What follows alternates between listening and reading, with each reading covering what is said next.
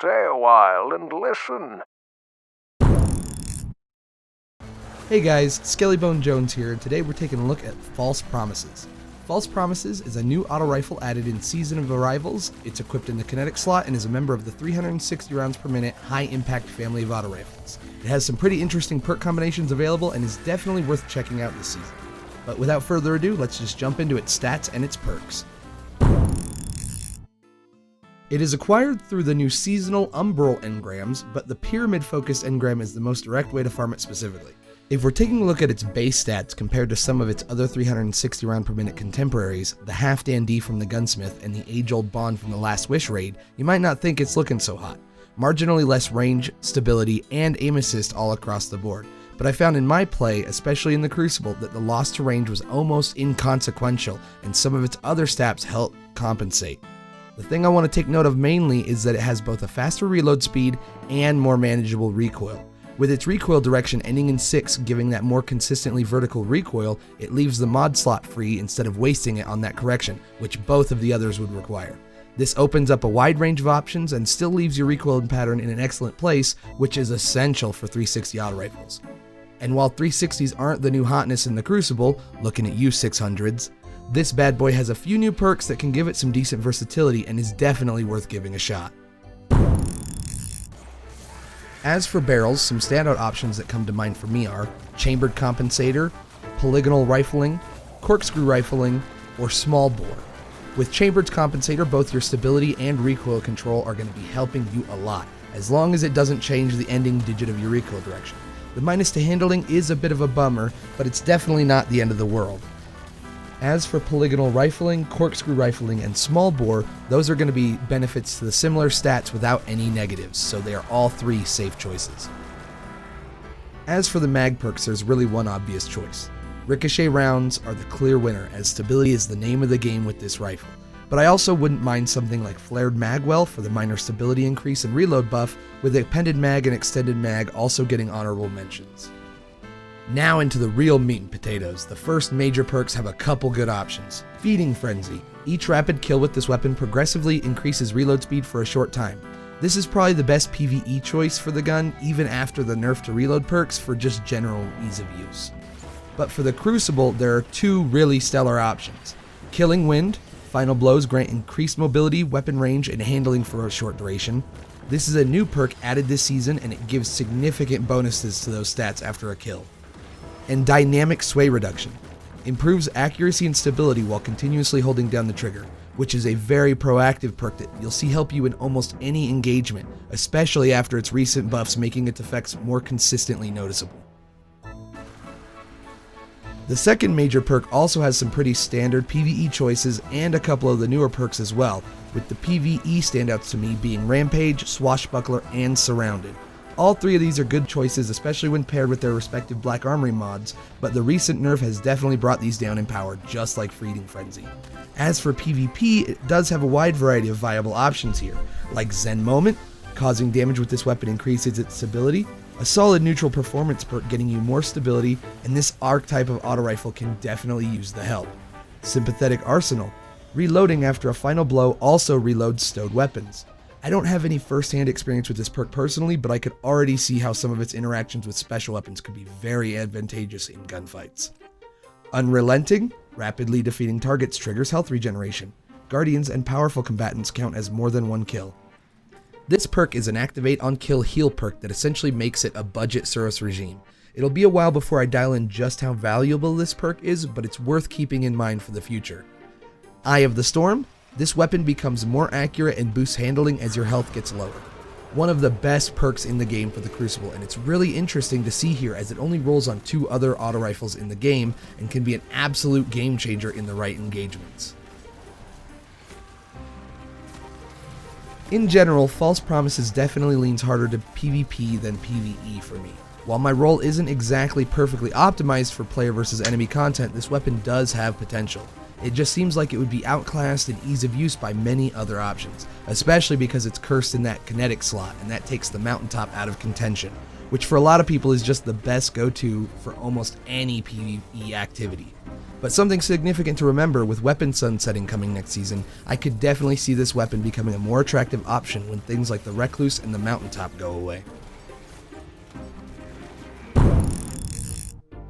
Now in the Crucible, as a member of the high impact frame of auto rifles, it has a damage profile of 22 to the body and 36 to the crit, being rounded up. This makes it almost universally a 1 body 5 crit for its optimal time to kill of 0.83 seconds. Not incredibly fast, but dueling isn't exactly the point of this weapon.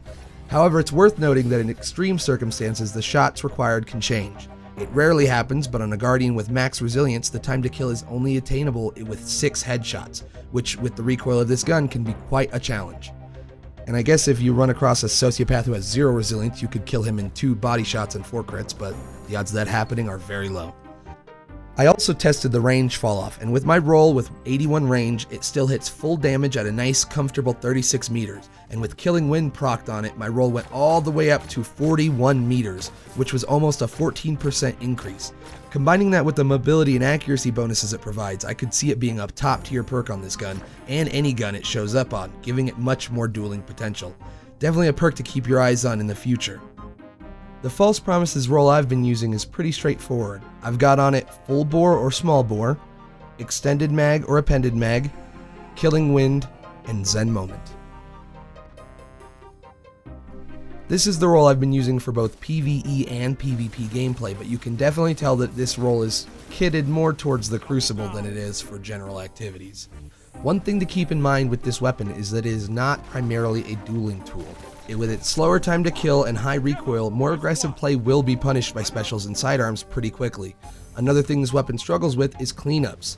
This is not going to be a go-to primary for snipe swapping or shotgun rushing, it's just too slow and punishing for that, and more than a few times I attempted it just to get gunned down almost immediately. This gun's specialty instead lies in the mid to long range gunfights and being a vital team support weapon. False Promises is probably most at home laning against pulse rifles, hand cannons, and other auto rifles. With that 36 damage per bullet, it's a pretty significant chunk to take away from an enemy, especially when you're reaching out all the way from 36 meters and sometimes up to even 41 meters to do it.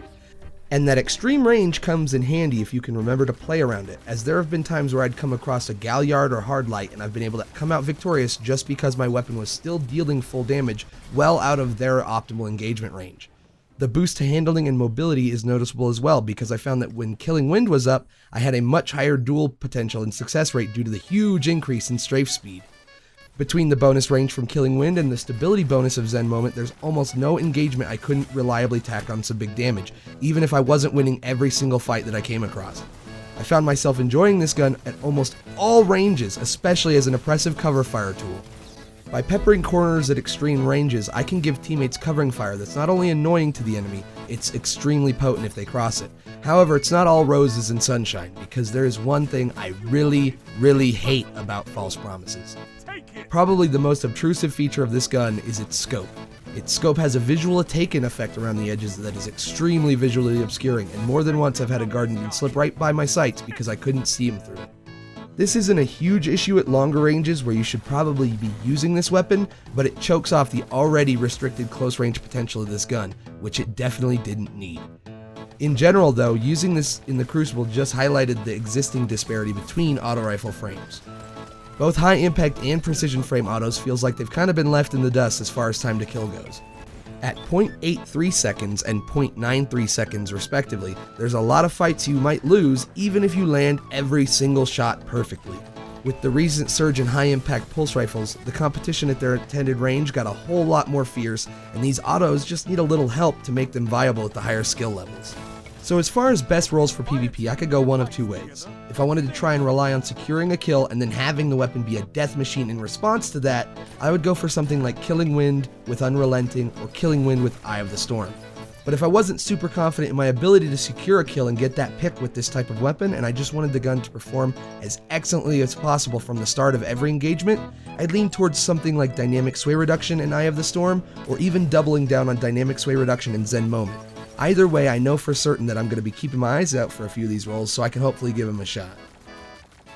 So there you have it, the False Promises High Impact Auto Rifle. Overall, this gun is not going to be for everyone. High damage, high range, high recoil, it's quite a lot to handle, and for some, the rewards just aren't going to be worth the effort. But if you can take the time to learn its extended range and how to use that to your advantage over other auto rifles dominating the Crucible right now, it will put in work for sure. It's definitely taken some time for it to grow on me, but I can safely say it's going to be making its way into my regular Crucible rotation when I'm on those mid to long range maps, and I definitely recommend giving it a shot for yourself. So let me know what you think about this auto rifle down in the comments below, if there's any specific perk combinations you're going to be looking for on this one, and if there's anything I might have missed in this review. Get down, Mr. President!